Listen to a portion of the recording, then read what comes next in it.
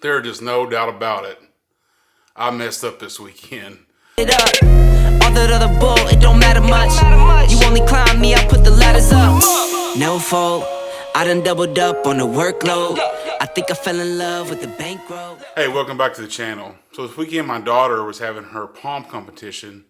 And a couple of days before the actual competition, I got to film the practice session.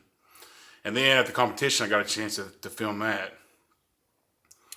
And I just messed up. I messed up all the way around. I just could not get the autofocus to work correctly or how I wanted to in the camera. So let's start off with a quick diagram of what was going on. If we say this was the whole stage right here, not only did they use the complete entirety of the stage from front to back, but they were also stacked in formations like this, moving back and forth and diagonal across the stage. So it was really difficult to rely on an autofocus system, or I couldn't figure out which autofocus system was the best to use. So in the first practice session, I just left it on wide, area focus of wide, and took the eye and face detecting off because I didn't want to jump from this person to that person and so on and so forth. But you can see in the video that it wound up doing that anyway. It would come into focus, go out of focus, go into focus, go out of focus as people were moving closer all over the frame and everything. The wide didn't work out very good at all. And in the second practice session, I used the exact same focus method, and it didn't work very much either. My settings for this particular session, I had my ISO, I was shooting on my A7S III, I had my ISO at 12,800. And to get the lighting right, I was shooting at f13, which I thought that would give plenty of room for error to keep everybody into focus, but it just didn't work out that good. And I was a little bit disappointed. And when I got back home, I viewed the video. I was like, man, that just didn't work. That didn't work. So I had to come up with a different plan. So when I went to the actual competition, I took my FX30 because I thought I might need a little bit more reach. And also, when you're using APS-C, you have a larger depth of field at similar f-stops. So I thought that might be a better solution than using a full frame camera. Because F13, even at F13, you know, I was getting a pretty decently blur. It was all just pretty blurry. I was really disappointed in what I did at the practice session. So I went to the competition, took my FX30, and I was at about 5.6 f-stop. The second time I used wide autofocus, and I just left face and eye detection on, thinking, well, now that I have a little bit more depth of field, if it does blink off one person and go to the next person and so on and so forth, they'll still be in focus. It just so happens I had it set up, my FX30 set up, I have the peaking left on.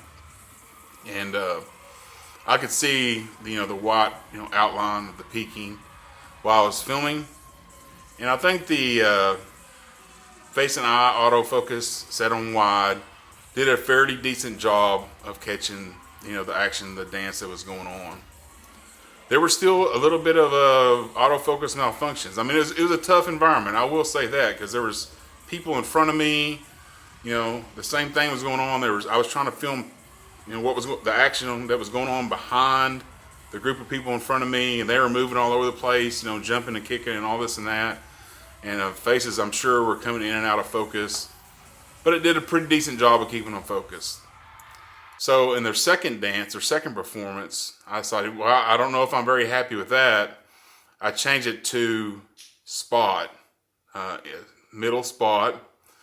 And the reason I didn't use that at first, because I didn't think that I could, keep, what if there wasn't anybody in the middle and I jumped to the background, and then as somebody came across the spot that I had, it came into focus. I just didn't know if it was going to be a situation where I couldn't keep it centered on an individual person during the performance.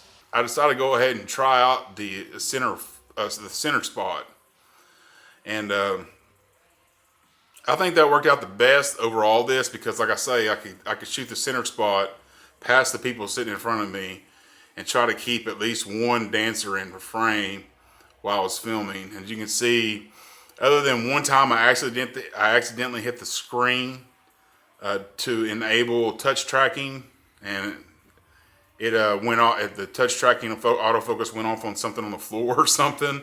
But I quickly realized that because I had that peaking on, disabled that and got back on the dancers. And I think that worked the best to have the center spot. Ultimately, I think that tracking would be the best way to film these things. But engaging tracking while really not having very much access to the back screen is difficult on a Sony camera. During the practice session, I had my A7S III up to my eye to get better stabilization. So I wasn't able, you can't really put it up to your eye and engage touch the track, while you have your camera up to your face. So that wasn't going to work. And then during the actual performance, I had my FX30, but I had it way up over my head, trying to get a decent angle over people in front of me, trying to get a decent angle. And there's no way you can manage touch a track, keep your camera up there, and then try to manage, keeping your shot frame. I mean, there's no way you can initiate tracking when you're doing something like that. But I think that would have ultimately been the best method, but it just wasn't possible during either one of these performances. But also what disappointed me kind of in the FX30 is I just don't think the video looked very sharp even when it was in focus.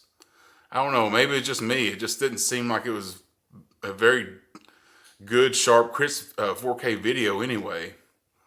Which is a little bit disappointing. At a time like these where you think, well, maybe a cell phone just might be better because, I could hold my cell phone up with one hand, monitor it with one hand, and keep it fairly steady. When I had it up there with two hands, even my FX30, as loud as it is, it was fairly shaky, and I was always trying to keep it in frame.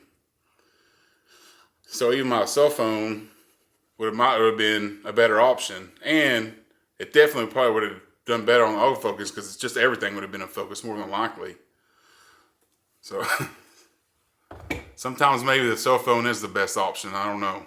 So maybe you could help me if you can drop down in the comments what you think would be the best autofocus method for this particular situation. I think center spot's the best way to go, but I'm just not quite sure. I'll try to do better next time, I guess. Thanks for watching, and we'll see you on the next one.